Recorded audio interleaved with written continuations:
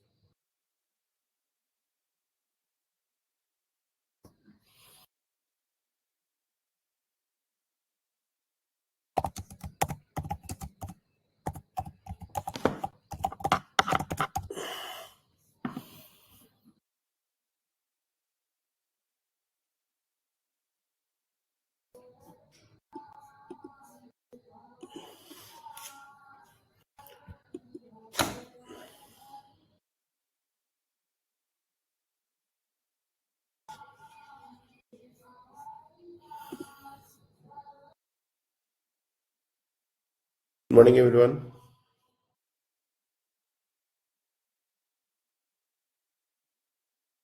Good morning, sir.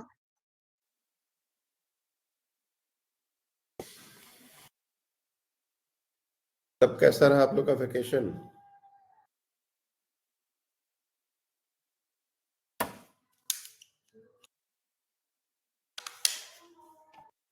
मस्त किए?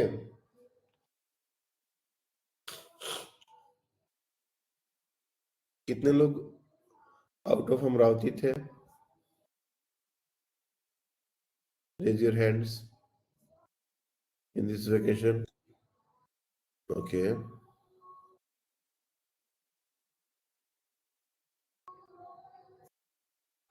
बाकी लोग अमरावती में थे, तो फिर आप लोग ने रिमेडियल क्लासेस क्यों नहीं ज्वाइन की?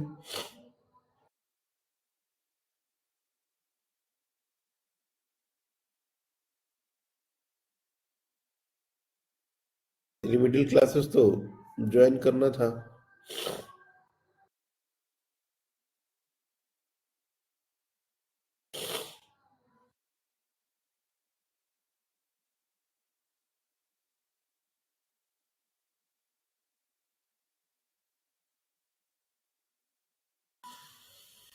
इसमें से कितने लोग मैच फॉलो करते हो? क्रिकेट मैच नहीं देखते? देखते हो? अरे वाह, सब लोग पढ़ने वाले हैं. ओके. देखो, क्लासेस के शेड्यूल में तो हमने कोई चेंज नहीं किया है. नवंबर तक हमने यही शेड्यूल रखा है, मॉर्निंग का ही. लेकिन दिसंबर से हो सकता है कुछ शेड्यूल मॉर्निंग और इवनिंग दोनों को कंबाइन करके करूं, अगर मॉर्निंग में किसी को कुछ इशू हो उसके अकॉर्डिंग. और अभी के लिए जो क्लासेस हैं वो संडे, मंडे, ट्यूसडे, वेडनेसडे को हमने ऑफ रखा है, Thursday and Friday. 5 days a week हमने कहा है. मिड ऑफ दिसंबर से हम लोग 6 डेज करेंगे, लेकिन उसकी देखते हैं, जरूरत पड़ेगी तो करेंगे, अदरवाइज 5 डेज में ही हम लोग का बहुत सारा काम हो जाएगा।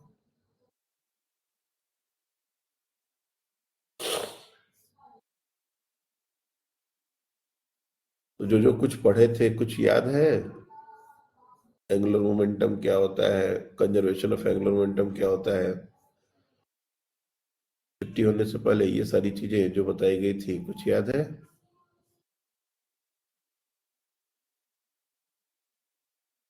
देखो काफी टाइम हो गया है, इसलिए कुछ कुछ बातें मैं रिकॉल करा दूं। सिस्टम ऑफ पार्टिकल्स एनोटेशनल मोशन में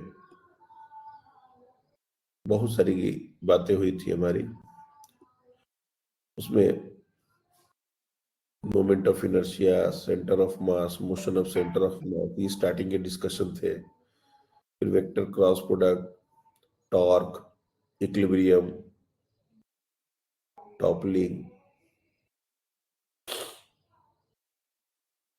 rigid body concept, pure rotation और रोलिंग मोशन, ये इतनी सारी बातें हुई थी। रोलिंग मोशन में एक्सेलरेटेड प्योर रोलिंग के डिफरेंट केसेस हमने देखे थे। फ्रिक्शन कैसे लगता है, फ्रिक्शन का वैल्यू क्या होगा, इंक्लाइंड प्लेन पर, हॉरिजॉन्टल ग्राउंड पर, ये सारा कुछ देखा था। साइकिल के केस में फ्रिक्शन कैसे लगता है। और उसके बाद हम लोग एक लास्ट टॉपिक इस चैप्टर का बात कर रहे थे, angular momentum and it's conservation. तो एंगुलर मोमेंटम में बेसिकली 3 फॉर्मूले होते हैं। बेसिक फॉर्मूला तो यही है, आर क्रॉस पी, लेकिन ये फॉर्मूला तब एप्लीकेबल होता है जब कोई पॉइंट मूव कर रहा हो और उसका हमको एंगुलर मोमेंटम किसी भी पॉइंट या एक्सिस को आउट निकालना हो, तब ये formula R cross P use करते हैं। लेकिन अगर हमको, जैसे ये प्रोजेक्टाइल वाला क्वेश्चन, ये बहुत कॉमन क्वेश्चन है मेडिकल में, कि अगर एक प्रोजेक्टाइल फायर कर दिया गया तो उसका एंगुलर मोमेंटम जब वो टॉप मोस्ट पॉइंट पर होगा तो क्या होगा, जब वो लैंड करने वाला होगा तब क्या होगा, about the point of projection. बहुत कॉमन क्वेश्चन है। दूसरा, कि अगर एक पॉइंट एक लाइन पर मूव कर रहा है जिसका इक्वेशन हमने दे दिया है 2x + 3y - 4 = 0, ऐसा कोई भी इक्वेशन दिया जा सकता है, ax + by + c = 0, तो उसका एंगुलर मोमेंटम ओरिजिन के अबाउट क्या होगा, किसी गिवन पॉइंट के अबाउट क्या होगा। तो हमने इसके लिए एक फॉर्मूला बताया था कि हमको करना क्या होता है, हमको उसके मोमेंटम को उसके परपेंडिकुलर डिस्टेंस से मल्टीप्लाई करना होता है। वो लाइन पर कहाँ पर है इससे फर्क नहीं पड़ता, किस डायरेक्शन में मूव कर रहा है, इससे हमारा सिर्फ और सिर्फ सेंस डिसाइड होता है। लेकिन इस तरह के क्वेश्चन में सेंस में हमारा ज्यादा इंटरेस्ट नहीं है, हमारा वैल्यू, हमारा जो कंसर्न है वो मोस्टली वैल्यू में है, कि वो कितना होगा, एंगुलर मोमेंटम का वैल्यू कितना होगा। इसलिए वो जो पॉइंट है उस लाइन पर कहाँ है, किस डायरेक्शन में मूव कर रहा है, इसके बारे में कोई बदल होने की जरूरत नहीं है। हमको क्या करना है कि जिस पॉइंट के अबाउट हमको एंगुलर मोमेंटम निकालने के लिए बोला गया है, उस पॉइंट से उस लाइन पर एक परपेंडिकुलर ड्रॉप करना है, और परपेंडिकुलर निकालने का ये होता है formula. This is the formula we use to find out the perpendicular distance of a point that is x naught y naught from a line ax plus b plus c will be equal to 0। इसका इस point से perpendicular distance क्या होगा, उसके लिए ये formula है, हमको ये फॉर्मूला याद होना चाहिए। वैसे तो मेडिकल में मोस्टली ओरिजिन से ही देते हैं, यही ओरिजिन से ही देंगे, लेकिन ये फॉर्मूला हर जगह के लिए एप्लीकेबल है। अगर ओरिजिन की जगह कोई और भी पॉइंट दे दिया जाए तो भी यही फॉर्मूला लगाएंगे। अब ओरिजिन के लिए एक्स नॉट और वाई नॉट का वैल्यू, ये जो एक्स नॉट और वाई नॉट है वो 0 0 हो जाएंगे, और उसके लिए फॉर्मूला रिड्यूस हो जाएगा, D is equal to √1 C divide by √1 a² + b²। तो बहुत लोग सिर्फ ये फॉर्मूला भी याद कर सकते हैं, लेकिन जैसा मैंने कहा कि ये एक पर्टिकुलर सिनेरियो है, ये एक पर्टिकुलर केस है कि जब एंगुलर मोमेंटम हमको ओरिजिन के अबाउट निकालना हो। हर बार ऐसा जरूरी नहीं है, कोई और पॉइंट भी दे सकता है, और उस केस में फिर अपने को यही फॉर्मूला वापस याद रखना पड़ेगा दिस वन। तो इसलिए अब बेटर है कि ये फॉर्मूला याद कर लो, और उसके बाद हमने एंगुलर मोमेंटम निकाला था। फिर दूसरा क्वेश्चन था angular momentum of body performing pure rotation, कोई भी बॉडी अगर प्योर रोटेशन, फॉर एग्जांपल किसी एक्सिस को आउट अगर रोटेशन कर रहा है तो उसका एंगुलर मोमेंटम का टर्म क्या होगा? तो ये एंगुलर मोमेंटम का टर्म हमने डिराइव किया था आई ओमेगा, और इस आई ओमेगा को अगर हम डिफरेंशिएट करें, सपोज ये जो एंगुलर मोमेंटम है ये पहले भी हमने डिफरेंशिएट कर सकते हैं, R cross P I omega दोनों को डिफरेंशिएट किया जा सकता है। तो इससे हमको मिलता है, यहां पर देखोगे तो डीएल बाई डी टी, इसको बोलते हैं टॉर्क। जैसे rate of change of linear momentum force होता है, उसी तरह से rate of change of angular momentum torque होता है। बहुत सारी चीजें सिमिलर है जो ट्रांसलेशनल मोशन में हम लोग पढ़ते हैं, बिल्कुल उसके पैरेलल चल रही है, इसलिए हमको कंफ्यूज होने का कोई जरूरत नहीं है। अगर मान लो कभी कुछ टर्म में दिक्कत आ रहा है तो उसके एनालॉगस टर्म्स आप ट्रांसलेशनल मोशन में देखेंगे कि ट्रांसलेशनल मोशन में उसके कोरस्पॉन्डिंग एनालॉगस टर्म क्या है। तो जैसे हमारा लीनियर मोमेंटम है, तो लीनियर मोमेंटम का अगर हम डिफरेंशिएट करेंगे that is DP by D T, तो क्या होता है? ये फोर्स होता है, न्यूटन सेकंड लॉ यही तो है, F is equal to DP by D T. उसी तरह से ये D L by D T क्या होगा? तो D L by D T torque होगा, उसको हमने यहाँ प्रूफ किया हुआ है। लेकिन अगर मान लो तुम ये प्रूफ ना भी करो तो कम से कम ये स्टेटमेंट याद रखो, that is D L by D T rate of change of angular momentum is equal to the torque. Body पर कोई भी अगर टॉर्क लग रहा है तो उसका एंगुलर मोमेंटम चेंज होगा। और प्योर रोटेशन अगर कोई बॉडी कर रहा है तो उसके लिए अगर हम डीएल बाई डी टी लगाएंगे तो ये हो जाता है I alpha, D omega by D T is alpha, तो ये हो जाता है आई अल्फा। तो torque is equal to I alpha, ये दूसरा रिलेशन है, हमने इसको बहुत बार यूज भी किया है बट इसको प्रूव नहीं किया था। जैसे force is equal to mass times acceleration होता है, उसी तरह से torque is equal to I alpha होता है। ये ट्रांसलेशन में है, ये रोटेशन में है। तो पॉइंट यही है। और उसके बाद कंजर्वेशन ऑफ एंगुलर मोमेंटम का भी स्टेटमेंट है, जैसा कंजर्वेशन ऑफ लीनियर मोमेंटम का स्टेटमेंट था। नेट फोर्स अगर जीरो हो तो लीनियर मोमेंटम कंजर्व रहेगा, उसी तरह से नेट टॉर्क जीरो हो तो एंगुलर मोमेंटम कंजर्व रहेगा। और उसके बेसिस पर एक दो क्वेश्चन हम लोगों ने सॉल्व किए थे। कंजर्वेशन ऑफ एंगुलर मोमेंटम में और भी क्वेश्चंस हैं, लेकिन उसके पहले हम लोग किसी रोलिंग बॉडी का एंगुलर मोमेंटम क्या होगा वो देख लेते हैं, जो कि थर्ड फॉर्मूला है। Angular momentum of a body rolling motion.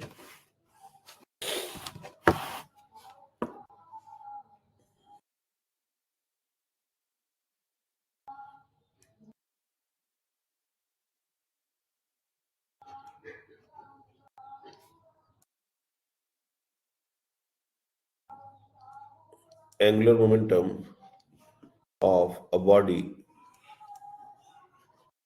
performing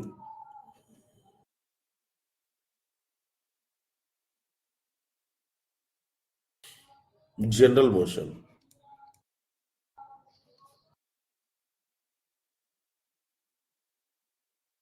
general motion का मतलब होता है ट्रांसलेशन भी कर रहा हो, रोटेशन भी कर रहा हो, कोई भी आर्बिट्ररी मोशन। मैंने पहले ही बताया था कि, और फिर से ये कॉन्सेप्ट मैं रिपीट कर दे रहा हूं,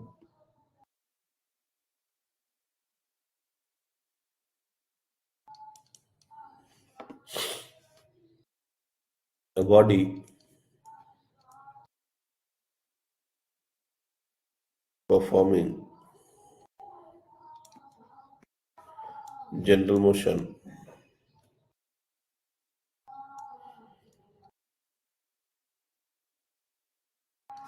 can be seen like translation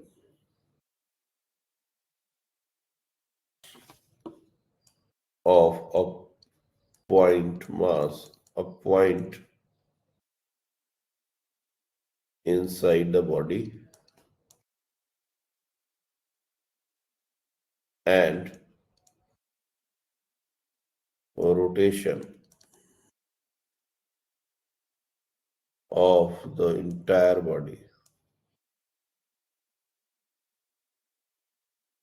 about that point।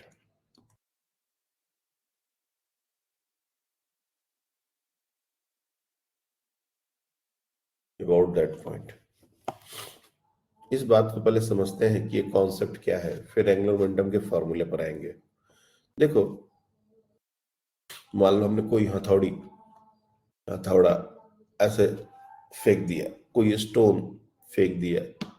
इस तरह से अगर कोई भी चीज, जैसे कोई स्पिनर बॉल करता है, तुम देखोगे it is a very complicated motion. उसमें ट्रांसलेशन भी है, रोटेशन भी है, बहुत सारी चीजें एक साथ हो रही है। तो इस तरह के मोशन को कैसे सॉल्व किया जाए, कैसे देखा जाए, कैसे प्रिडिक्ट किया जाए, तो इसमें एक कॉन्सेप्ट है जो हमने लिखा है कि बॉडी परफॉर्मिंग जनरल मोशन। इस तरह के मोशन को बोला जाता है जनरल मोशन, जिसमें ट्रांसलेशन, रोटेशन सब इन्वॉल्व हो, उसको बोलते हैं जनरल मोशन।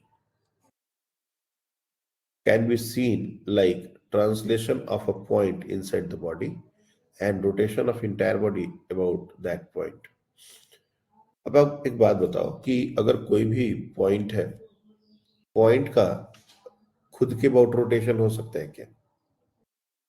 अगर कोई बॉडी हमने थ्रो किया, कैसा भी थ्रो किया, उसमें कोई भी एक पॉइंट पकड़ लो, कोई भी एक पॉइंट, तो एक पॉइंट का रोटेशन अपने ही एक्सिस के अबाउट, अपने ही के वहीं से अगर कोई एक्सिस पास करे उसके अबाउट क्या हो सकता है? कुछ नहीं।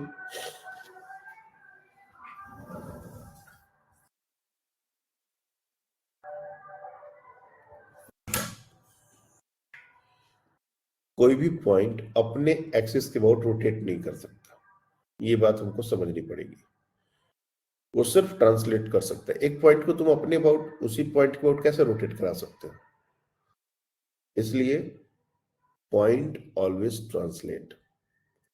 हाँ, बाकी जो पॉइंट मासेस हैं उस पॉइंट को रोटेट कर सकते हैं। रिजिड बॉडी कॉन्सेप्ट अगर तुम लोग ने देखा हो, यहां पर हमने रिजिड बॉडी कॉन्सेप्ट बताया था, और रिजिड बॉडी कॉन्सेप्ट में यही बताया था कि अगर कोई भी बॉडी, कैसा भी, a body is said to be rigid body if we have separation between the independent of time. A body is said to be rigid if the relative velocity of any two points along the line joining must be zero। और इसके लिए फिर ये statement हमने दिया था, देखो यही वो स्टेटमेंट है जो हमने दोबारा अभी लिखा हुआ है। For any general motion of a rigid body, if we take any two points, then with respect to one point, the other point will be either at rest or will perform circular motion। या तो rest में रहेगा, और rest में रहेगा तो उसको बोलेंगे प्योर ट्रांसलेशन, और नहीं तो फिर सर्कुलर मोशन करेगा। तो यही चीज हमने यहां पर आपको कॉन्सेप्ट में दिया है कि अगर हमारे पास कोई भी एक रिजिड बॉडी है और हम किसी भी पॉइंट के रेस्पेक्ट में दूसरे पॉइंट को देखें, तो वो सिर्फ और सिर्फ रोटेशन, सर्कुलर मोशन करेगा, रोटेशन करेगा।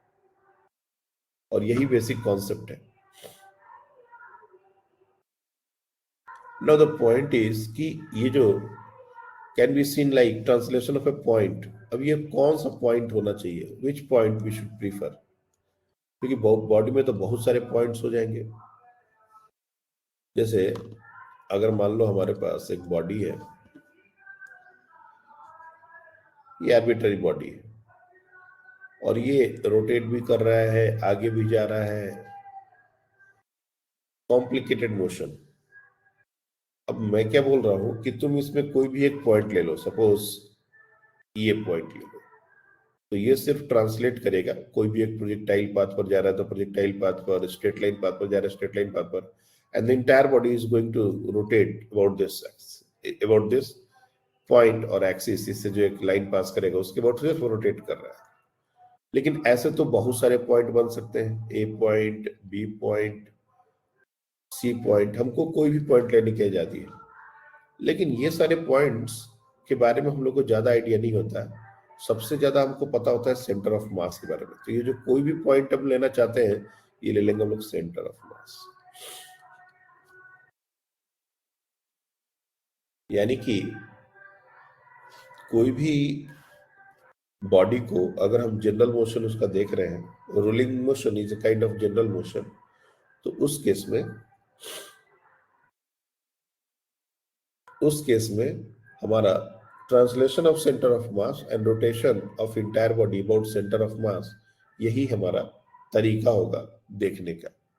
कोई भी और पॉइंट को अगर तुम लोगे तो तुमको उसका लोकेशन डिफाइन करना पड़ेगा, लेकिन सेंटर ऑफ मास एक ऐसा पॉइंट होता है जिसका लोकेशन हमको एक बॉडी के लिए पहले से पता होता है, तो इसलिए हमको थोड़ी आसानी मिल जाएगी। इसलिए प्रेफरेबल पॉइंट हमेशा हम लोग सेंटर ऑफ मास ही लेते हैं। यहां तक अगर कोई भी पॉइंट पर कंफ्यूजन है तो यू कैन आस्क, यहाँ पर पहले पूछ सकते हो, इसके बाद हम लोग इसके आगे कंटिन्यू करेंगे। अभी तक हमने पुराना जो कॉन्सेप्ट हमने पढ़ाए थे उसको रिकॉल किया है, और angular momentum of body performing general motion, उसका फॉर्मूला देने के लिए हम लोग आगे बढ़ रहे हैं। उसमें एक बेसिक कॉन्सेप्ट जो पहले भी आपको सिखाया गया है कि एक जनरल मोशन अगर कोई बॉडी कर रहा है तो उसको समझने का, पढ़ने का एक तरीका जो होता है कि वो translation of a point and rotation of entire body about that point, इस तरीके से हम उसको पढ़ सकते हैं। There are different ways also, लेकिन ये एक तरीका है। नाउ वो पॉइंट कौन सा लेना चाहिए, तो वो पॉइंट है हमारा सेंटर ऑफ मास, क्योंकि उसका लोकेशन पता होता है। बाकी और किसी पॉइंट के बारे में सोचेंगे तो उसका लोकेशन हम लोग को नहीं पता होता, फिर अपने को डिफाइन करना पड़ेगा कि ये पॉइंट यहां से वहां से ऐसा। अब आते हैं हम लोग उस फॉर्मूले पर, एंगुलर मोमेंटम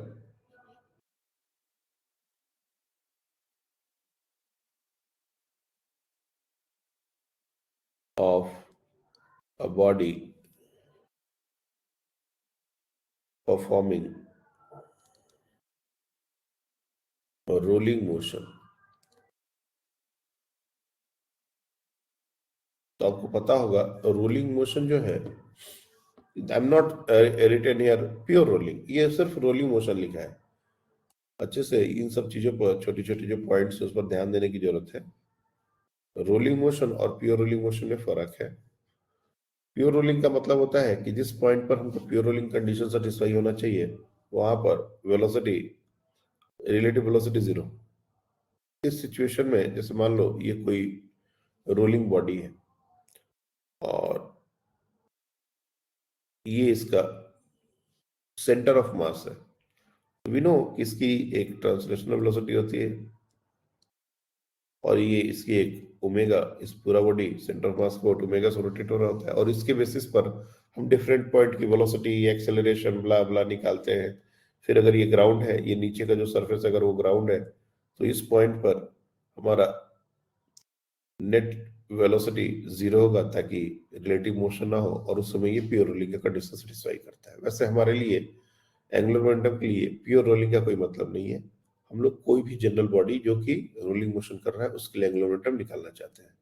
तो कॉन्सेप्ट कहता है कि जिस भी पॉइंट के हम एंगुलर मोमेंटम निकालेंगे तो उसमें दो टर्म होंगे। एक होगा R centre of mass cross P centre of mass,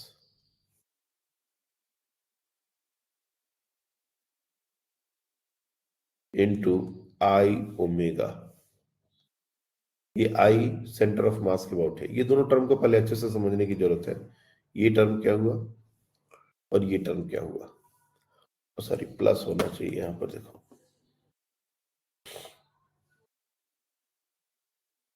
ये प्लस है। तो ये टर्म क्या है और ये टर्म क्या है, ये दोनों को हमको अच्छे से समझना है। जैसे मान लो ये बॉडी रोलिंग मोशन कर रहा है और हमको इसके लोअर मोस्ट पॉइंट, स्पेस में एक पॉइंट है, let's say that is point A. इस पॉइंट के अबाउट हमको इस बॉडी का एंगुलर मोमेंटम निकालना है। कोई और पॉइंट भी चूज कर सकते हैं, जैसे टॉप मोस्ट पॉइंट, यहाँ पर कोई एक पॉइंट है स्पेस में, बॉडी पर नहीं, इस पॉइंट के अबाउट इसका एंगुलर मोमेंटम निकालने का बात हो, या फिर इसके बिल्कुल सामने इस पॉइंट के अबाउट, ये सी पॉइंट है स्पेस में, ये सारे पॉइंट स्पेस में है, बॉडी पर कोई भी पॉइंट नहीं है। इन तीनों पॉइंट के अबाउट हमको एंगुलर मोमेंटम निकालना। तो angular momentum of a body performing rolling motion about general point ऐसा लिख सकते हो साथ में, about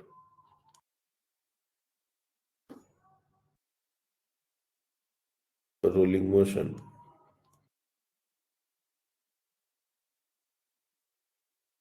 about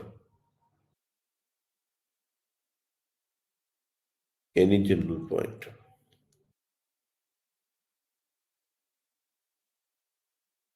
किसी भी जनरल पॉइंट के अबाउट और पॉइंट आउटसाइड द बॉडी ऐसा भी सोच सकते हैं।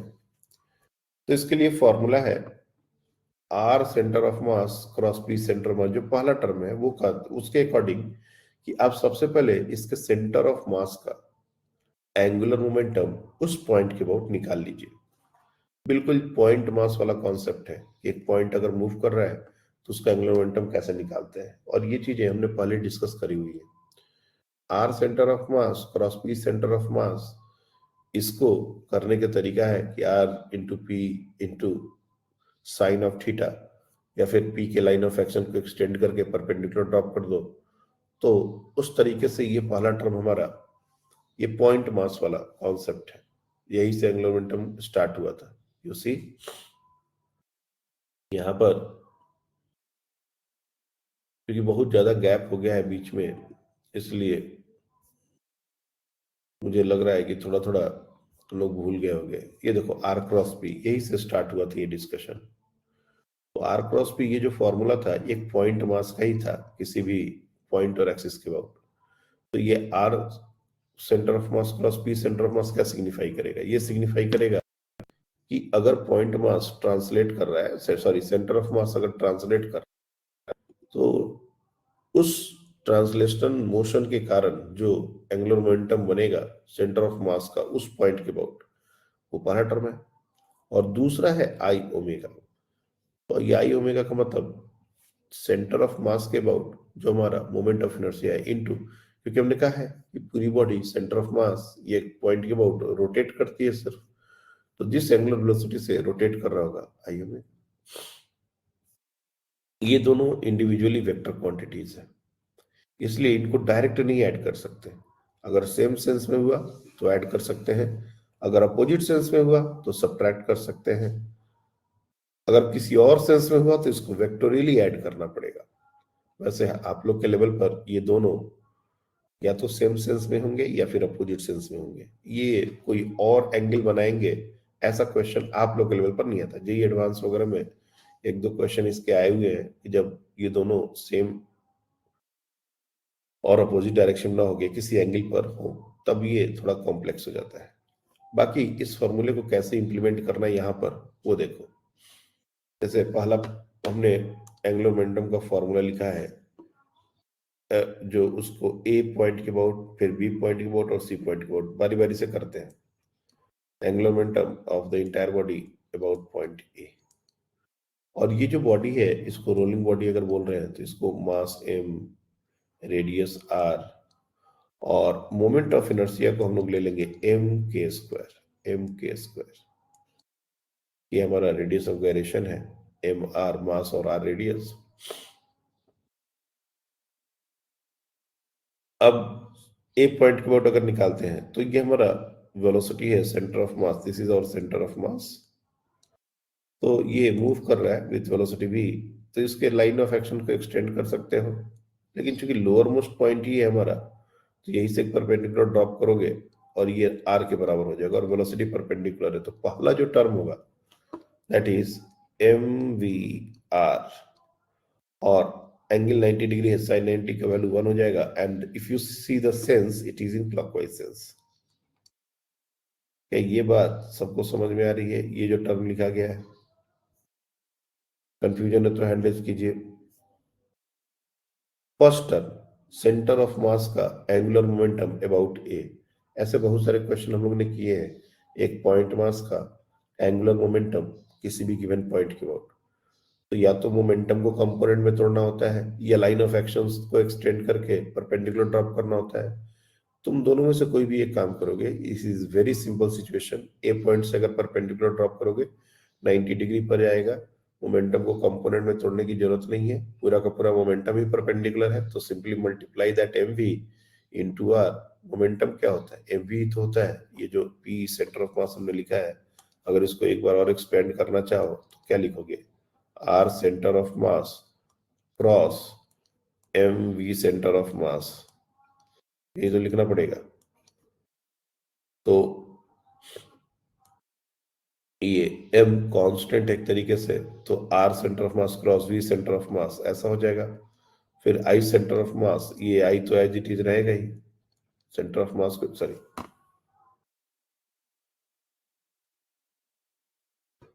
तो फर्स्ट टर्म हम लोग ने फिगर आउट कर लिया, ये एम वी आर और ये क्लॉकवाइज सेंस में है। Now we are going to talk about the second term I omega. तो आई तो हमने ऑलरेडी एम के स्क्वायर ले लिया है, कोई भी बॉडी हो सकता है ये, तो एम के स्क्वायर, ये पूरी बॉडी का सेंटर ऑफ मास के अबाउट मोमेंट ऑफ इनर्शिया है। ओमेगा ये जो सेंस है, सेंटर ऑफ मास के अबाउट हम देख रहे हैं, ये क्लॉकवाइज सेंस है, तो सिंपली ओमेगा को मल्टीप्लाई कर देंगे और ये क्लॉकवाइज सेंस कर देंगे। तो ये दोनों क्लॉकवाइज सेंस में है, तो ये दोनों डायरेक्टली ऐड हो जाएंगे, मतलब, और हम इंटायर वैल्यूज को क्लॉकवाइज सेंस दिखा देंगे। अब चूंकि हमने एक जनरल बॉडी लिया है एम के स्क्वायर, तो इसलिए इसको और ज्यादा सिंप्लीफाई नहीं कर सकते, लेकिन अगर जैसे रिंग हो गया, प्योरोली का कंडीशन डाल देंगे तो भी और ओमेगा में भी एक रिलेशन आ जाएगा, तो उसमें हम इसके आगे प्रोसीड कर सकते हैं। लेकिन एक जनरल तरीके से एल ए कैसे लिखना है, क्या ये बात हमको समझ में आ रही है? और अगर आ रही है तो एल बी और एल सी, ये दो टर्म्स मेरे को आप लोग लिख के बताएंगे। पहले इतना आप लोग नोट कर लीजिए, बी पॉइंट के अबाउट एंगुलर मोमेंटम और सी पॉइंट के about angular momentum same body का क्या होगा, ये आपको बताना है। एक बात मैं यहाँ पर डिस्क्लेमर दे दूं कि जैसे लीनियर मोमेंटम एक बॉडी का किसी पॉइंट के अबाउट का कोई मतलब नहीं है। एक बॉडी अगर 10 मीटर पर सेकंड से मूव कर रहा है, मास अगर 2 केजी है, तो 2 into 10 that is 20 KG metre per second, ये हमको किसी पॉइंट के अबाउट का बोलने का मतलब नहीं है। हर टाइम इसका मोमेंटम इतना ही होना है, मास इंटू वेलोसिटी। लेकिन एंगुलर मोमेंटम में इस तरह की बात नहीं होती। एंगुलर मोमेंटम में अगर हम पॉइंट चेंज करेंगे तो एंगुलर मोमेंटम का वैल्यू भी चेंज होगा। हमने ऑलरेडी पहले भी ये चीज देखी है। तो जैसे ए पॉइंट के अबाउट एंगुलर मोमेंटम का टर्म हमने जो लिखा है वो पहला वाला टर्म है। अब ये बी और सी के about same he angular momentum होगा, ऐसा बात हम लोग नहीं बोल सकते। This term is angular momentum about point A, angular momentum of rolling body about point A और लोअर मोस्ट पॉइंट। चलिए बी पॉइंट बहुत कौन बताएगा, हैंड रेज कीजिए। ओके,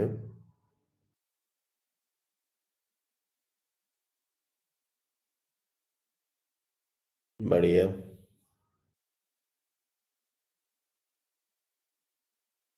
हाँ आप ये बताएं, क्या है आपका answer? MVR anti clockwise plus M के स्क्वायर क्लॉकवाइज।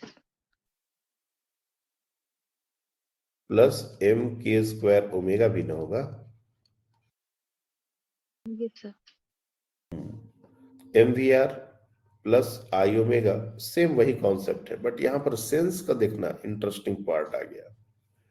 ये जो सेंस है ये हमारा चेंज हो गया, क्योंकि if you consider this point, ये टॉप मोस्ट पॉइंट अगर कंसीडर करोगे तो इसकी जो वेलोसिटी है और इस पॉइंट पर अगर हम परपेंडिकुलर ड्रॉप करेंगे तो इसका जो सेंस है वो चेंज हो जाएगा।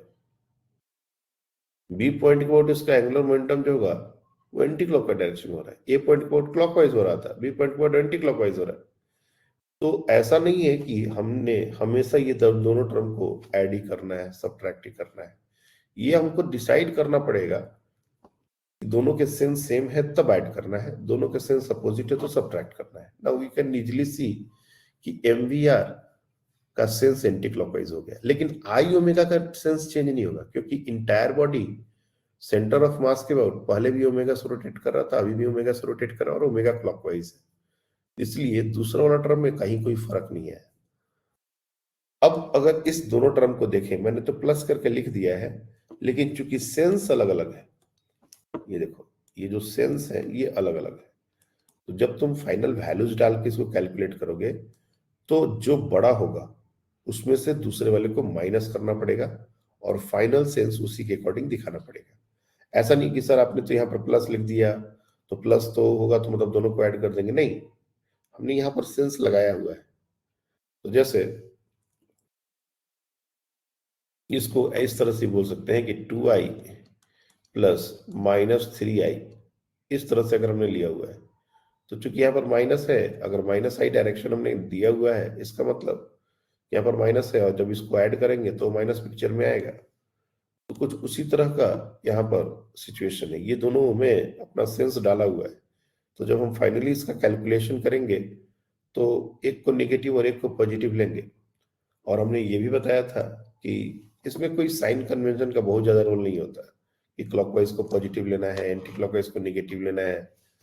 ये मेनली डिसाइड होता है कि हम बड़े वाले को पॉजिटिव ले लें ताकि हमारा फाइनल आंसर पॉजिटिव है, क्योंकि एंगुलर मोमेंटम में नेगेटिव आंसर जनरली रेयर होता है। और ये बहुत ज्यादा इनकरेजिंग भी नहीं है कि हम, जैसे एक नॉर्मल जो तरीका होता है साइन को समझने का, एंटी क्लॉकवाइज को पॉजिटिव और क्लॉकवाइज को नेगेटिव, ये ऐसा लेते हैं। बट अगेन एंगुलर मोमेंटम में ये बहुत कन्वेंशनल नहीं है, एंगल वगैरह के लिए कन्वेंशनल है, लेकिन एंगुलर मोमेंटम में जो बड़ा है उसको पॉजिटिव ले लो, जो छोटा है उसको नेगेटिव ले लो, और फाइनल आंसर उसी के अकॉर्डिंग सेंस के साथ बता दो। Okay, third one, last, LC, ये कौन बताएगा? क्योंकि दो टर्म अब डिस्कस हो चुके हैं, तो सी, अब तो बहुत सारे बच्चों से मैं उम्मीद रखूंगा कि सी बताए। बस दो, ये सही नहीं है, और बच्चे भी आंसर करने चाहिए, इतने सारे बच्चे अटेंड कर रहे हैं क्लासेस। ओके, आधे आप बताएं। Sir mk² omega clockwise. तो इसमें आप देखोगे ये जो पहला टर्म था, very good, R centre of mass cross P centre of mass, अगर तुमने सी पॉइंट ही चूज किया तो ये पॉइंट उसी लाइन में मूव करे सी, उसको लाइन ऑफ एक्शन अगर तुम एक्सटेंड करोगे, जैसे पहले भी हमने थोड़ा बहुत एक्सटेंड किया हुआ है, तो ये सी पॉइंट से ही पास कर जाएगा। यानी कि आई सेंटर ऑफ मास, जो पहला टर्म था R centre of mass cross P centre of mass, उसका एंगुलर मोमेंटम 0 होगा। ये इसी लाइन में मूव करता करता करता करता चला जा रहा है, तो पहला वाला जो टर्म है R centre of mass cross P centre, that will become 0 plus I omega का टर्म तो एज इट इज जैसा है वैसा ही रहेगा, mk² ओमेगा क्लॉकवाइज। तो इस तरीके से ये और भी कोई पॉइंट है तो उसके वोट निकाल सकते हैं, लेकिन यही 3 पॉइंट मोर देन एनफ है as far as the medical classes are concern.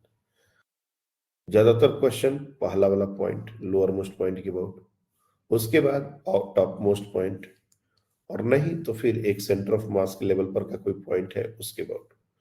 इन 3 के अलावा कोई और पॉइंट हमसे देगा नहीं, लेकिन अगर देगा तो तुमको समझ में आ रहा होगा, ये जो सेकेंड टर्म है ये सब में सेम हो रहा है, बस हमको पहले वाले टर्म के बारे में सोचना है। और पहला वाला टर्म इज नथिंग बट और translational motion of a point. एक पॉइंट अगर ट्रांसलेटरी मोशन कर रहा है तो उसका एंगुलर मोमेंटम, वो किसी पॉइंट के अबाउट निकालना हो तो यही से एंगुलर मोमेंटम हमने स्टार्ट किया था। ये बहुत ही सिंपल टर्म है, तो पहला टर्म सिंपल ही है और दूसरा टर्म एक कांस्टेंट ही है, तो हमको angular momentum of a rolling body लिखने में कोई तकलीफ नहीं होना चाहिए। अब मैं एक एग्जांपल देता हूं, आप ट्राई करें।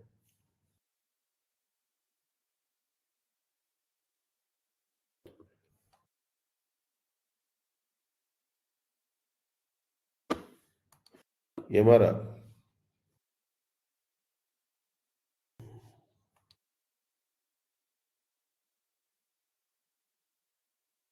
रिंग है जिसका मास m, रेडियस r, और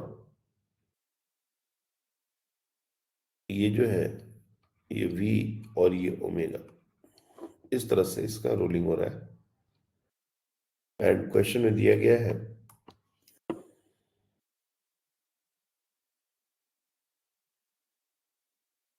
ring is performing pure rolling motion. Ring is performing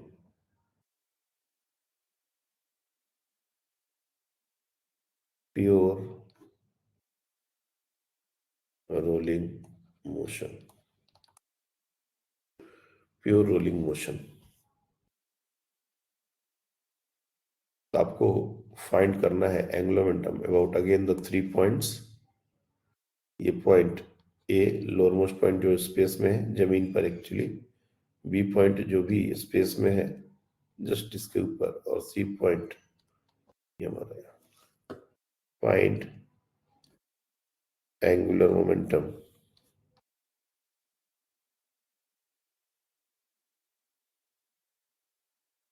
of entire body about A, B and C। ये तीनों पॉइंट के अबाउट इस बॉडी का एंगुलर मोमेंटम निकालना है। मास दिया हुआ है और रिंग है, तो आपको इनर्शिया बताने की जरूरत नहीं है। तो जल्दी से मेरे को आंसर बताएं, और ये आंसर मैं उन बच्चों से लेना चाहूंगा जो अभी तक एक बार भी हैंड रेज नहीं किए।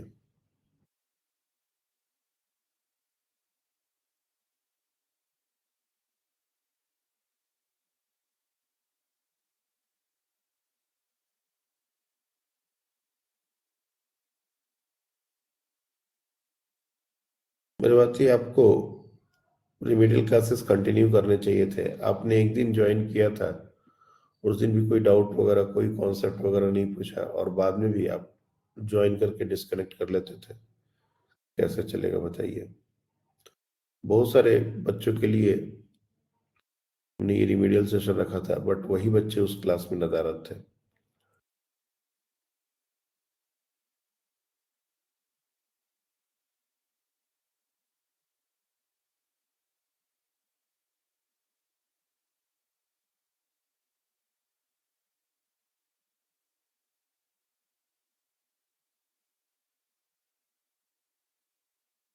चलिए बताइए, कौन कौन लोग ने आंसर रेडी कर दिया फर्स्ट पार्ट का? तुम चाहो तो डायरेक्टली देख सकते हो, कोई इश्यू नहीं है। पहले हमने ऑलरेडी एक तरीके से जनरल फॉर्मूला निकाला हुआ है। हाँ, वेरी गुड। कनक बताइए क्या है आंसर? सर डायरेक्शन बोल के बताना है या फिर वो वैसे ही तुम वैल्यू भी बता मतलब दोगे, और पूरा वैल्यू और उसके बाद सेल्स कंप्लीट कैलकुलेशन के बाद क्या होगा, सिर्फ आंसर ही बताओगे तो चलेगा। क्योंकि प्योर रोलिंग हो रहा है, तो इसमें आंसर इधर इन टर्म्स ऑफ वी आ सकता है, इधर इन टर्म्स ऑफ ओमेगा आ सकता है, दोनों भी के टर्म्स में आ सकता है। कायदे से हमको ओमेगा नहीं देना चाहिए था, हमको सिर्फ प्योर रोलिंग बोलना एनफ होता। तो आंसर तुम वी के टर्म्स में दे दो, ओमेगा के टर्म्स में दे दो, दोनों के टर्म्स में दे दो। इट टोटली चॉइस है। Sir answer M R in bracket V plus R omega clockwise. M R, एक मिनट बच्चे, एम आर, हाँ बताइए। In bracket V plus R omega R omega, और ये पूरा पूरा क्लॉकवाइज। बिल्कुल सही आंसर है आपका। देखो, यहां पर एक चीज जो मैंने क्वेश्चन देने में थोड़ा सा गड़बड़ करा, गड़बड़ नहीं है कि अगर हमने प्योर रोलिंग वर्ड यूज कर दिया, ध्यान से समझो, तो ये दो डेटा देने का कोई मतलब नहीं है। ये सरफेस है और हमको पता है v is equal to omega होगा ही। जनरली जब क्वेश्चन देंगे तो या तो वो सिर्फ v दे देंगे और बोलेंगे बॉडी प्योर रोलिंग कर रहा है, या फिर ओमेगा दे देंगे। ये दोनों नहीं देंगे, ताकि हमारा जो फाइनल आंसर हो वो किसी एक के टर्म्स हो, या तो v के टर्म्स हो या तो ओमेगा के टर्म्स में हो। अब जैसे इस बच्चे ने v और r ओमेगा दोनों टर्म यूज किया, अब एक टर्म ओमेगा को हम v बाई आर लिख सकते हैं, और नहीं तो v को, ये जो v है इसको ओमेगा लिख सकते हैं। तुम्हारा ये पूरा का पूरा टर्म एक ही टर्म में हो जाएगा। तो अगर हम यूज करते हैं लेट से, तो इसको क्या लिख लोगे, एम आर तो एज इट इज है, ये हो जाएगा v plus R omega R omega की जगह हम लोग, क्योंकि ये pure rolling, for pure rolling, ये बात हमने पहले नहीं लिखी थी। सी, यहां पर हमने कहीं भी ऐसा नहीं बोला था कि वी और ओमेगा बराबर होंगे। हमने वी और ओमेगा दोनों के टर्म्स में अलग अलग लिखा था, क्योंकि ये जनरल मोशन का केस है, इसमें वी ओमेगा के बराबर होगा ऐसा कोई जरूरी नहीं। लेकिन यहाँ पर भी ओमेगा आर के बराबर होना पड़ेगा, क्योंकि ये प्योर रोलिंग कंडीशन है। तो इसीलिए हम लोग ओमेगा को v बाई आर अगर यूज कर लेते हैं तो आर विल गेट कैंसिल्ड, और ये फॉर्मूला हो जाएगा 2mvr and the sense will be in clockwise sense. Very very good. चलिए चैतन्य, आप हमको बताएंगे L B. Sir 0। 0, very good. Simply आप देख सकते हो आर ओमेगा को अगर वी से रिप्लेस करेंगे तो ये दोनों टर्म, ये जो दोनों टर्म है M we R and I omega, ये दोनों टर्म इक्वल हो रहे हैं मैग्नीट्यूड वाइज, लेकिन डायरेक्शन वाइज अपोजिट हो रहे हैं। देख रहे हो? तो इसको जब सब्ट्रैक्ट करेंगे तो ये तो जीरो ही हो जाएगा, इसीलिए ये टर्म हमारा जीरो है। यहां पर भी देख लो, पहला टर्म मैं यहाँ पे थोड़ा एक्सप्लेन कर देता हूँ। सो एम आर, यहाँ पर अब भी ऐड नहीं होगा, पहला टर्म हो जाएगा m we are anti clockwise, M we are anti clockwise plus I omega m are square omega v by r clockwise. तो एक आर से एक आर कैंसिल आउट होगा, और देखोगे M we are anti clockwise M we R clockwise, तो basically subtraction ही तो करना पड़ेगा, और क्या। So M we R minus M we R and that is equal to 0। Third नक्षत्र आप बताएं। mr square omega। M are square omega clockwise, बिल्कुल सही है। या फिर इसको एम वी आर क्लॉकवाइज, क्योंकि ओमेगा को अगर हम वी बाई आर से रिप्रेजेंट करेंगे तो ये भी टर्म हो जाएगा ओमेगा के टर्म्स में, वी के टर्म्स में। क्योंकि देखेंगे ये सेंटर ऑफ मास वाला पहला ऑर्डर टर्म तो जीरो है, सिर्फ दूसरा टर्म लेना है। तो ऐसे हम कोई भी बॉडी का, रोलिंग बॉडी का एंगुलर मोमेंटम निकाल सकते हैं। याद रखना ये दोनों टर्म हमेशा ऐड नहीं होते हैं। ये जो दोनों टर्म हमने लिखे हैं, r centre of mass cross P centre of mass plus I omega, ये दोनों टर्म को ब्लाइंडली ऐड मत कर देना। ये दो बार, एक बार हमने जनरल फॉर्मूला लिखने के तरीके से और एक बार एक क्वेश्चन के तरीके से समझाया कि ये दोनों ब्लाइंडली ऐड नहीं होंगे। और सेंटर ऑफ मास का जब एंगुलर मोमेंटम निकालना हो तो उसको एक पॉइंट मास की तरह ही देख के एंगुलर मोमेंटम निकालते हैं। Very very good. अब इस फॉर्मूले पर क्या क्वेश्चन बनता है, क्या क्वेश्चन बन सकता है? देखो, एंगुलर मोमेंटम छोटा टॉपिक नहीं है, और इंजीनियरिंग के बच्चों को अगर ये पढ़ाना हो तो ये काफी अच्छा खासा टाइम लेता है। लेकिन मेडिकल के क्वेश्चंस बहुत लिमिटेड होते हैं और उतना डिफिकल्ट क्वेश्चन आपसे नहीं पूछा जाएगा, बट फिर भी अगर आप लोग ने क्वेश्चन सॉल्व किए होंगे तो ये वैरायटी ऑफ क्वेश्चन आपको जरूर दिखा होगा। जैसे हमारे पास कोई भी एक रोलिंग बॉडी है जिसमें स्लिपिंग हो रही है, हमने स्लिपिंग कंडीशन और आप लोगों को बताया है, फॉरवर्ड स्लिपिंग, बैकवर्ड स्लिपिंग।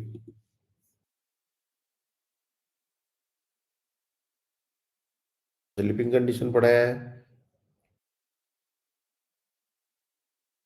नहीं ना?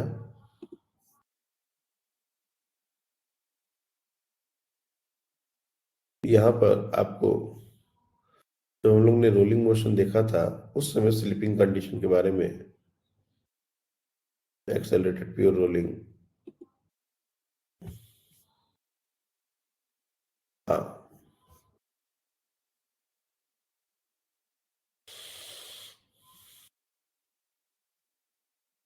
ट्रांसलेशन प्लस रोटेशन, इसमें एक डिफरेंशिएशन हम लोग ने किया था। हाँ, यहाँ पर forward slipping and backward slipping.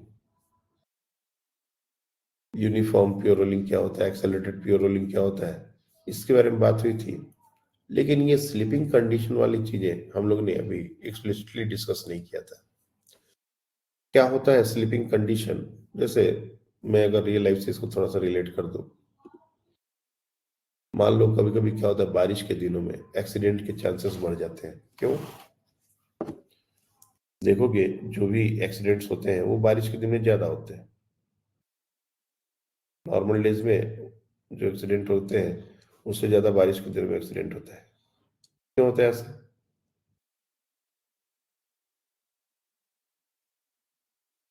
बहुत बार मोटरसाइकिल को, टू व्हीलर है या फोर व्हीलर है, हम उसको अगर ब्रेक मार भी दें तब भी वो आगे की ओर बढ़ता बढ़ता चला जाता है, स्कीड करते हुए आगे की तरफ जाता है।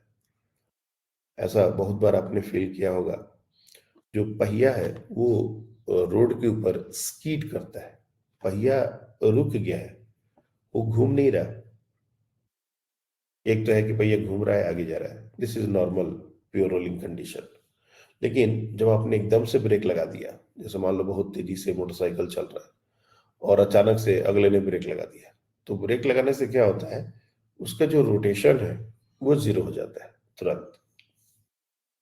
लेकिन उसका एक मोमेंटम है, और उसके कारण क्या होगा कि अगर फ्रिक्शन एनफ नहीं हो, रोड और टायर के बीच में फ्रिक्शन एनफ नहीं हो, तो वो स्कीड करता हुआ आगे की तरफ चलता चला जाएगा। दूसरा सिनेरियो मैं बताता हूं, जैसे मान लो किसी की गाड़ी कीचड़ में फंस गई। अब वो स्टार्ट कर रहा है, रेस प्रेस कर रहा है, लेकिन फिर भी पहिया घूमता जा रहा है, घूमता जा रहा है, घूमता जा रहा है, आगे बढ़ ही नहीं रहा।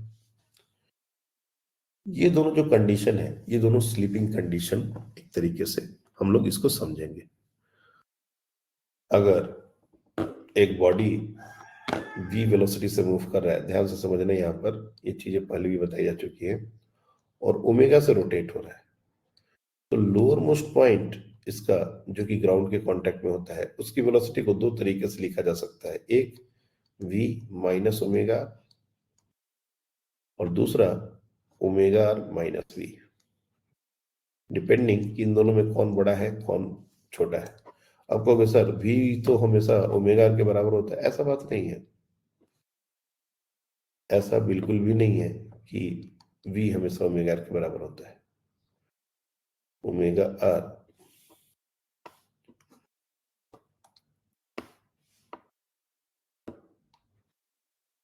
माइनस v, अब ये हमने, अगर v बड़ा होगा तो इस तरफ, ओमेगा r बड़ा होगा तो इस तरफ, और अगर ये बराबर हो जाएंगे तो प्योर रोलिंग होगी। लेकिन हमने कहा है ये स्लीपिंग कंडीशन की बात कर रहा हूं मैं, स्लीपिंग कंडीशन, स्लीपिंग कंडीशन।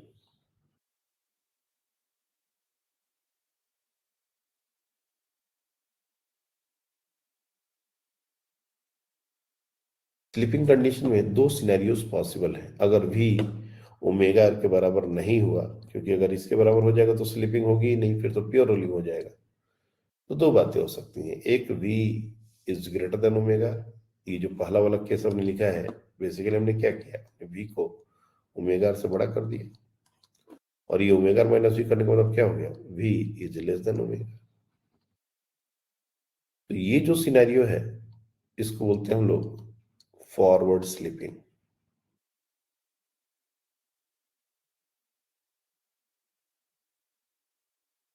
और ये जो सिनेरियो है इसको बोलते हैं backward sleeping.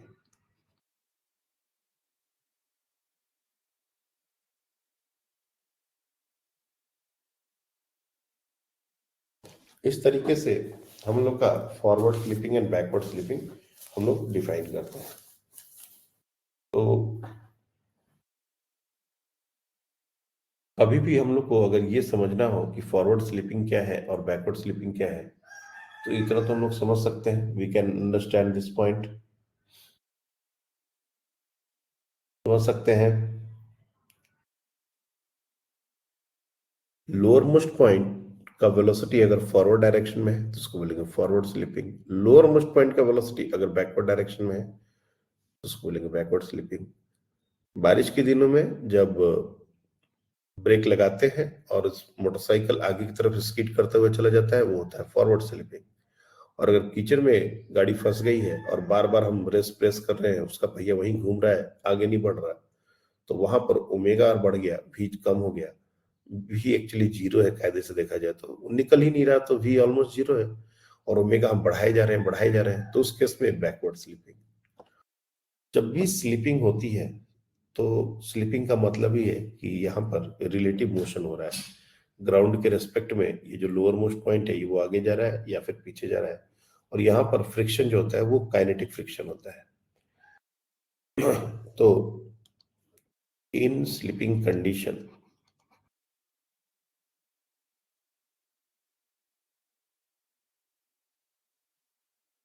Frictional force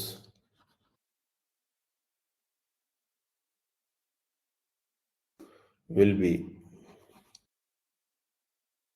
kinetic in nature। तुम इसको अगर थोड़ा सा रिलेट करो रोलिंग मोशन के साथ, तो रोलिंग मोशन में लोअर मोस्ट पॉइंट पर स्लिपिंग नहीं होती थी, टेंडेंसी हो सकती थी, और उसके कारण फ्रिक्शन जो होता था वो स्टैटिक नेचर का होता था। अब यहाँ पर काइनेटिक नेचर का होगा, तो हमारे लिए एक राहत की खबर है, क्योंकि काइनेटिक फ्रिक्शन जो होता है वो उसका वैल्यू और उसका डायरेक्शन ये दोनों कांस्टेंट होते हैं। If you want to write कि एफ के क्या कितना होता है, तो ये तुम्हारा म्यू टाइम्स एन या फिर म्यू के टाइम्स एन, ये कांस्टेंट फोर्स होता है, और इसका डायरेक्शन भी चेंज नहीं होता। तो इसलिए हमारा काम बहुत हद तक आसान हो चुका है। फॉरवर्ड स्लिपिंग में चूंकि लोअर मोस्ट पॉइंट आगे की तरफ मूव करना चाहता है, इसलिए अगर फ्रिक्शन का डायरेक्शन अगर देखेंगे तो फ्रिक्शन इसमें पीछे की तरफ लगेगा। अगर बैकवर्ड स्लिपिंग की बात करें तो लोअर मोस्ट पॉइंट की टेंडेंसी पीछे जाने की है, तो फ्रिक्शन अगर होगा तो वो आगे की तरफ लगेगा। लेकिन ये फ्रिक्शन इतना एनफ नहीं लगता, जब कार हमारी कीचड़ में फंस जाती है तो ये इतना ज्यादा नहीं लग पाता कि कार बाहर निकल जाए। अगर यहीं पर हम लोग कीचड़ में कुछ हार्ड चीज या फिर लकड़ी का ऐसा कोई पटरी वगैरह लगा दे तो फ्रिक्शन इनफ हो जाता है और गाड़ी बाहर निकल जाती है, तो ये फ्रिक्शन उसको नहीं मिलता है। बाकी हम रोटेशन तो जितना चाहे उतना दे सकते हैं। तो स्लीपिंग कंडीशन क्या है ये पहले हमको समझ में आना चाहिए, और अगर कोई बॉडी स्लीपिंग कंडीशन में हो तो क्या होगा, एग्जैक्टली क्या होगा, ये हमको समझने की जरूरत है। देखो, जैसा मैंने कहा, कोई भी बॉडी ले सकते हो, इट्स नॉट लाइक ये हमारा एक स्लीपिंग कंडीशन में बॉडी है,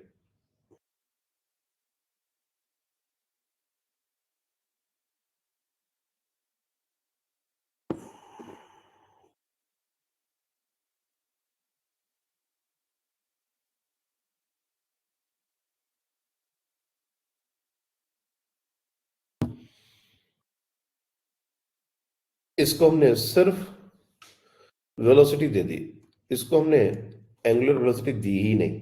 लाइक अगर हमने सिर्फ इसको v दे दिया, नो ओमेगा,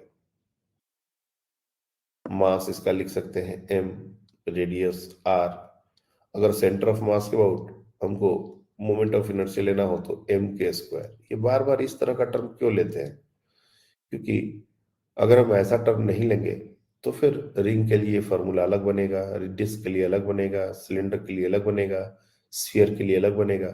अब ये सारे फॉर्मूला के बदले अगर तुम एक फॉर्मूला याद रख लो और के रेडियस ऑफ गायरेशन होता है, इसको समझ लो, तो एक ही से हमारा सारा क्वेश्चन बन जाएगा।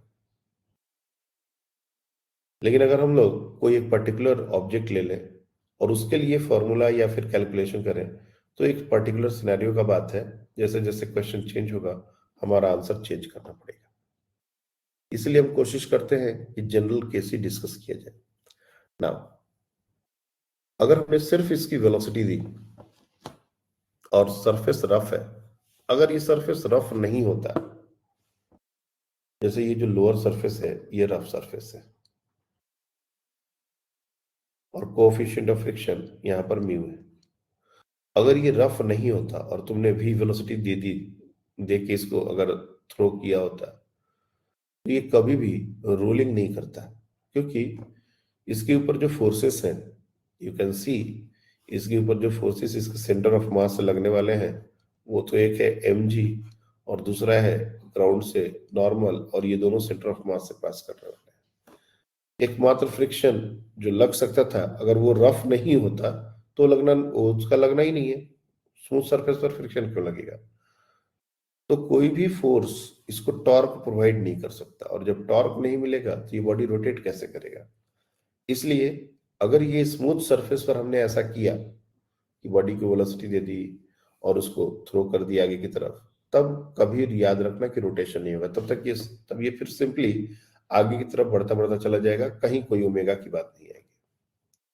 लेकिन अगर रफ सरफेस पर अगर हमने इसको थ्रो किया तो यू कैन इजिली ऑब्जर्व कि लोअर मोस्ट पॉइंट जो इसका है, centre of mass v velocity से आगे जा रहा है, तो ये भी आगे जा रहा होगा वी वेलोसिटी से। और अब यहां पर स्लिपिंग कंडीशन आ चुका है, ये स्लिप कर रहा है, और सरफेस रफ होने की वजह से यहां पर फ्रिक्शन भी आएगा, and that friction will be in backward direction. तुमने पहले ही बताया, ये फॉरवर्ड स्लिपिंग का क्वेश्चन है और फ्रिक्शन इससे बैकवर्ड डायरेक्शन में है। और ये फ्रिक्शन एक्चुअली करेगा क्या? तो ये फ्रिक्शन एक टॉर्क प्रोवाइड करेगा। This friction is going to provide a torque in clockwise sense. Friction has to rule. If you see here, ये कॉन्सेप्ट है, याद रखना, सोचने को इसी तरीके से हम लोग सोच सकते हैं।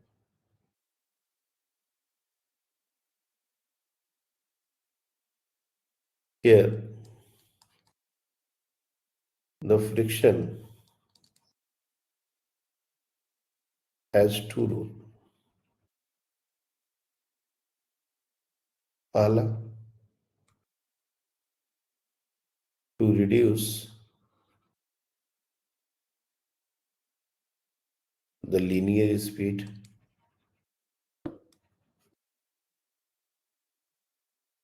of center of mass, और दूसरा, to provide torque which produce angular velocity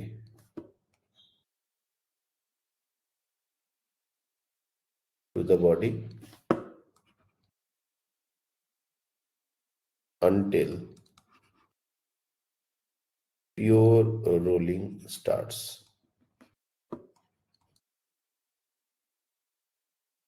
ये जो लास्ट पॉइंट हमने लिखा ना, until pure rolling starts, इसको समझना है।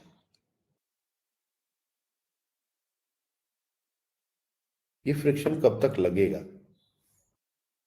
तो जैसा पहला स्टेटमेंट तो बहुत सिंपल तरीके से समझ सकते हो, वेलोसिटी आगे है, फ्रिक्शन पीछे है, तो वेलोसिटी को रिड्यूस करेगा, रिटार्डिंग फोर्स की तरह एक्ट करेगा। बहुत सिंपल सी बात है। प्रोवाइड टॉर्क, ये एफ के जो है वो एक टॉर्क प्रोवाइड करेगा जो कि बॉडी को क्लॉकवाइज डायरेक्शन में एक रोटेशन प्रोवाइड करेगा, और तब तक ये होता रहेगा जब तक कि प्योर रोलिंग स्टार्ट ना हो। तुम देख सकते हो ये जो फ्रिक्शन है that is going to provide a clockwise torque, और जब एक क्लॉकवाइज एंगुलर वेलोसिटी होगी, वेलोसिटी भी कम हो रहा है, ओमेगा भी विथ टाइम, फ्रिक्शन जब तक लगेगा तब तक एंगुलर एक्सेलरेशन अल्फा रहेगा, और अल्फा रहेगा तो ओमेगा बढ़ेगा। एक न एक सिचुएशन ऐसा आ सकता है कि जब प्योर रोलिंग कंडीशन सेटिस्फाई हो जाए, क्योंकि ये हमारा इनिशियल वेलोसिटी एक कांस्टेंट होता है, इसलिए v की जगह इसको मैं v नॉट लिख देता हूं ताकि तुम कंफ्यूज ना हो। जनरल वेलोसिटी को हम v से डिनोट करते हैं, ये इनिशियल वेलोसिटी है जिससे हमने बॉडी को थ्रो किया था, तो उसको v नॉट ही रहने दो। v किसी भी इंस्टेंट ऑफ टाइम पर इसकी वेलोसिटी ली जा सकती है। जैसे एक और इंस्टेंट हम लोग यहां पर देखते हैं, इसी बॉडी का किसी next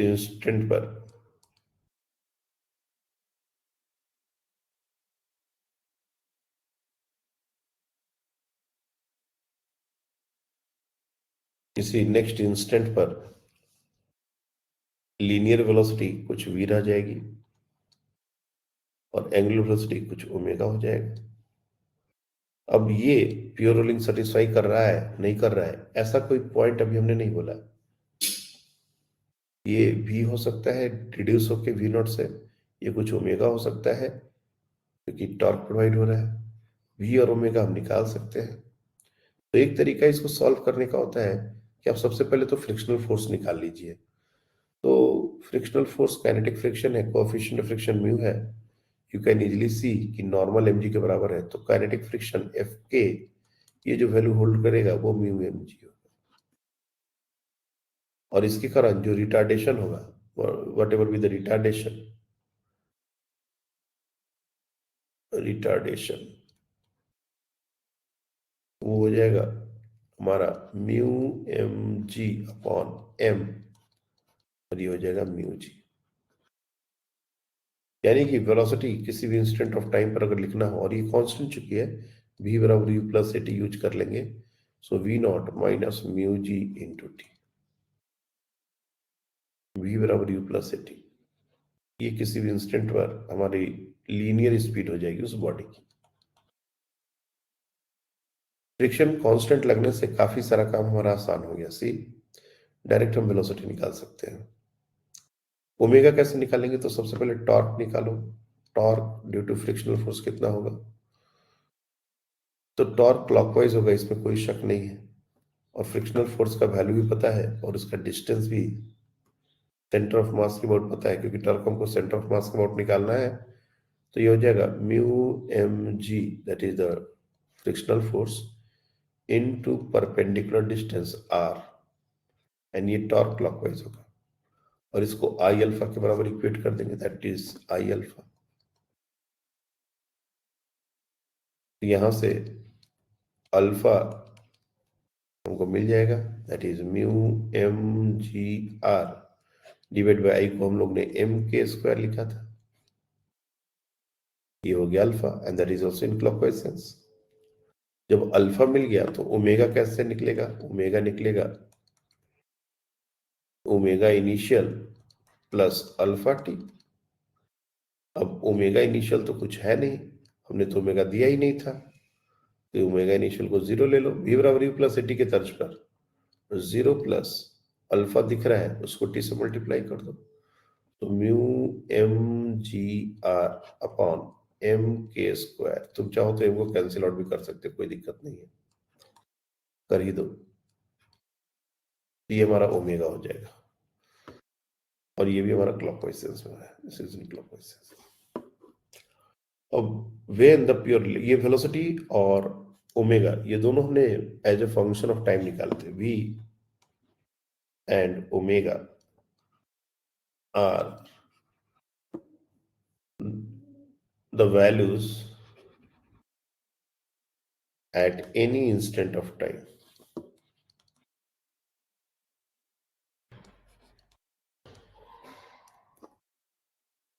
So when pure rolling starts,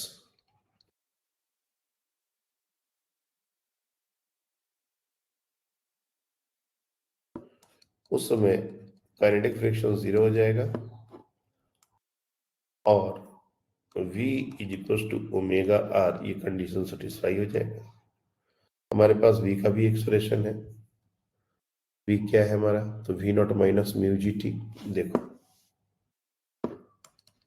तो v not minus mu g t, और दूसरा है ओमेगा का भी टर्म है, that is mu g r upon a square into t whole multiplied with r, क्योंकि ये तो ओमेगा है, ब्रैकेट में ओमेगा आर के बराबर करना है, तो ये हो जाएगा।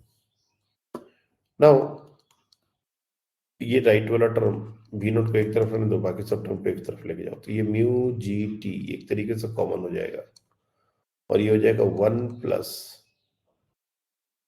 आर स्क्वायर अपॉन के स्क्वायर। और यहां से यू कैन सी टी का जो वैल्यू आएगा वो आ जाएगा v naught divide by mu g 1 plus are square by के स्क्वायर। तो टाइम हमको मिल चुका है, कितने टाइम तक ये फ्रिक्शन लगता रहेगा, प्योर रोलिंग नहीं होगा, ये हमको मिल चुका है। लेकिन ज्यादातर क्वेश्चन में टाइम हमारे लिए इंपॉर्टेंट नहीं होता। फाइनल वेलोसिटी कितनी है, फाइनल ओमेगा कितना है, ये हमारे लिए इंपॉर्टेंट होता है।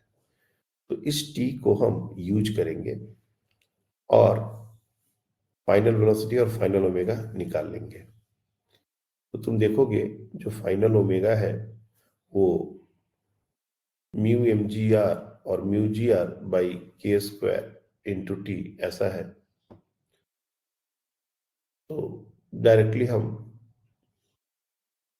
इसमें पुट कर देंगे, या फिर वेलोसिटी, पहले वेलोसिटी निकाल लो फिर ओमेगा भी निकाल लेना, कोई भी कर सकते हैं, ऐसा कोई जरूरी नहीं है। तो जो फाइनल वेलोसिटी होगी v that is equal to v not minus mu g into t, t की जगह लिखेंगे v not mu g 1 plus are square by के square, mu g cancel out, v not common, 1 minus 1 by 1 plus are square by के square. जब इसको तुम simplify करोगे ना तो ये हो जाएगा v not 1 plus are square by के square minus 1 divide by 1 plus are square by के square. This 1 will get cancelled और आर स्क्वायर बाई के स्क्वायर ऊपर में है और नीचे में इसको डिवाइड कर दोगे तो ऊपर में सिर्फ बच जाएगा 1 और नीचे बचेगा आर स्क्वायर बाई के स्क्वायर कैंसिल आउट, हो जाएगा k square by r square. मतलब the final answer will be equal to v naught divide by 1 plus a square by r square. कहीं कोई म्यू का टर्म नहीं है। सिमिलरली अगर ओमेगा निकालोगे तो ओमेगा को सीधे हम v बाई आर लिख सकते हैं, प्योर लिंक स्टार्ट हो चुका है और v का वैल्यू हमने निकाला है। तो ये हो जाएगा v naught divide by r into 1 plus के स्क्वायर बाई आर स्क्वायर। ये दोनों v और ओमेगा इंपॉर्टेंट है। ये जो दोनों v और ओमेगा हमने निकाले हैं, यू शुड रिमेंबर दिस।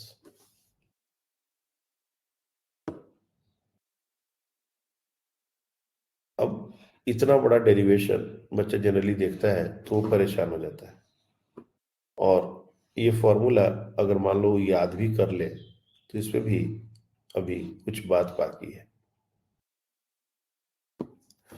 जैसे हमने यहाँ पर वेलोसिटी दे दी थी v नॉट और ओमेगा नहीं दिया था, क्वेश्चन इसको चेंज करके ओमेगा दे दिया जा सकता है, वेलोसिटी नहीं दिया जा सकता। क्वेश्चन में कुछ कुछ चेंजेस हो सकते हैं और उसके अकॉर्डिंग ये फॉर्मूला हमारा चेंज हो सकता है। और हर बार इतना सारा कैलकुलेशन कि हम पहले वेलोसिटी निकालें जो फंक्शन ऑफ टाइम, अल्फा निकालें, फिर ओमेगा निकालें, फिर v equals to omega equate करें, टाइम निकालें, टाइम के बाद ये करें, एग्जाम में ये सारा चीज पॉसिबल नहीं। इसमें काफी टाइम भी जाएगा और गलती की भी गुंजाइश है। तो ये एक लेंदी मेथड है और इसका एक ऑल्टरनेटिव तरीका हमारे पास है। ऑल्टरनेटिव तरीका है कंजर्वेशन ऑफ एंगुलर मोमेंटम।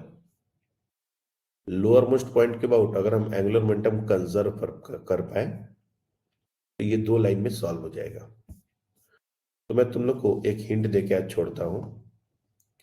ये जो पूरा क्वेश्चन है इसके आंसर हमने लिख दिए हैं कि once the pure rolling starts what will be the final velocity or what will be the final omega for this body, this is our question। जैसे क्वेश्चन एक्चुअली हमने ऊपर लिखा नहीं था, कॉन्सेप्ट बताया था और उसके बाद डायरेक्टली डिस्कशन शुरू कर दिया था। क्वेश्चन क्या होगा कि कोई भी एक बॉडी है, चाहे वो रिंग हो, डिस्क हो, सॉलिड स्फीयर हो, हॉलो स्फीयर हो,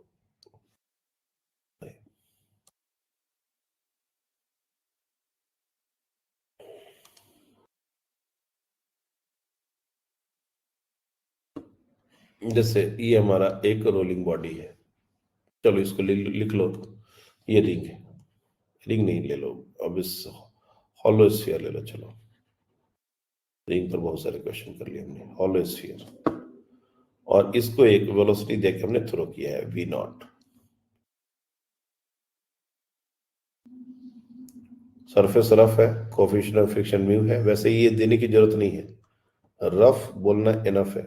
म्यू कैलकुलेशन के लिए चाहिए, फाइनल आंसर में तुम देखोगे म्यू कहीं नहीं है।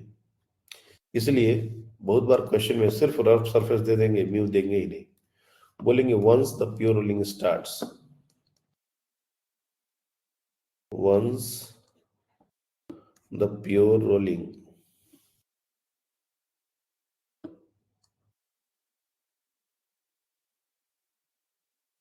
starts,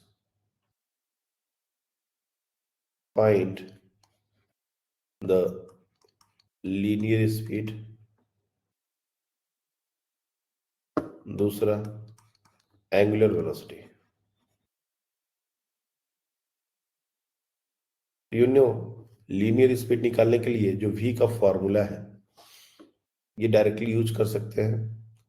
के स्क्वायर क्या होता है, व्हाट इज के स्क्वायर बाई आर स्क्वायर। ये जो के स्क्वायर बाई आर स्क्वायर का टर्म बार बार आ रहा है, ये क्या होगा अगर हम होल स्क्वायर की बात करें तो? कौन बताएगा? K square by r square for hollow sphere.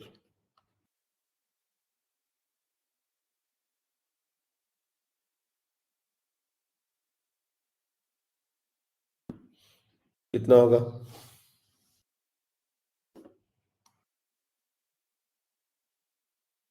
तो मोमेंट ऑफ इनर्शिया हमारा होलो स्फीयर का होता है 2/3 mr², और इसको हमको इक्वेट करना होता है m के स्क्वायर से अगर हमको रेडियस ऑफ गायरेशन निकालना है। यही से m विल गेट कैंसिल्ड और k square by r square is equal to 2/3। बोलने का मतलब है कि हमको सिर्फ कोएफिशिएंट जो मोमेंट ऑफ इनर्शिया में आता है वही होता है k square by r square. तो यहाँ पर ये वैल्यू हो जाएगा 2/3। बस तुमको क्या करना है, इस के स्क्वायर बाई आर स्क्वायर को 2/3 डाल दो तो लीनियर स्पीड आ जाएगी। यहां पर आर से डिवाइड कर दो तो ये एंगुलर वेलोसिटी आ जाएगी। सो हमको ज्यादा कुछ करने का जरूरत नहीं है, ये पहले हमने कैलकुलेशन का काम किया हुआ है। सीधे पुट कर दो v0 डिवाइड बाई 1 प्लस 2/3, ये हो जाएगा 5/3, दैट इज 3v0/5। और एंगुलर वेलोसिटी, तो एंगुलर वेलोसिटी हमारा हो जाएगा v by r, that is 3v0/5r। तो ये करने के बाद हम ये काफी आसानी से कर सकते हैं, लेकिन ये वेलोसिटी दी जाएगी तभी ऐसा होगा। अगर कुछ चेंजेस हमने किए तो आंसर में चेंजेस हो सकते हैं। तो ये फॉरवर्ड स्लिपिंग का एक क्वेश्चन है, ऐसे बहुत सारे क्वेश्चन बन सकते हैं और हमसे फाइनल वेलोसिटी और ओमेगा पूछा जा सकता है। तो आप इस क्वेश्चन को, दूसरा अदर मेथड इसको सॉल्व करने का है, conservation of angular momentum about lower most point. तो solve this question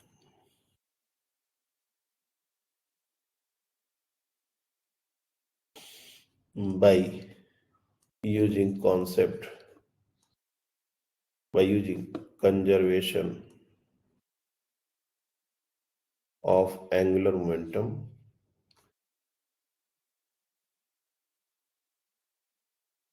about lowermost point।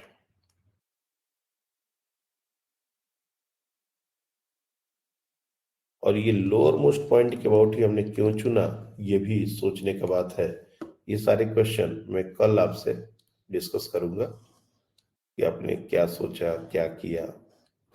तो लोअर मोस्ट पॉइंट ही क्यों चूज किया हमने, किसी और पॉइंट को क्यों चूज नहीं किया। और अगर हम लोअर मोस्ट पॉइंट के अबाउट क्या कंजर्वेशन ऑफ एंगुलर मोमेंटम लगा सकते हैं, और अगर लगाएंगे तो कैसे, ये पूरा का पूरा इतना बड़ा क्वेश्चन सोचो, ये 1 से 2 लाइन में सॉल्व हो जाएगा। 1 लाइन से 2 लाइन, उससे ज्यादा लगेगा ही नहीं, 2 लाइन में ही सॉल्व होगा। सीधे सीधे हमारा v का टर्म आ जाएगा, ओमेगा का टर्म आ जाएगा। तो वो टेक्निक समझने के लिए पहले तो ये समझना पड़ेगा कि ये इतना डिफिकल्ट, मतलब इतना लंबा जाता है। दूसरे तरीके से किया जाए, फोर्स मेथड, एंगुलर मोमेंटम के मेथड से। ये आप लोग को होमवर्क है, you can try. That's all for today, thank you. अब क्लासेस रेगुलर होने लगी हैं और कल भी है, परसों भी है, तो आप लोग अब रेगुलर क्लासेस ज्वाइन करिए। अब क्लासेस मिस करने का कोई पॉइंट नहीं है, नहीं तो फिर अब छूटने लगेगी चीजें।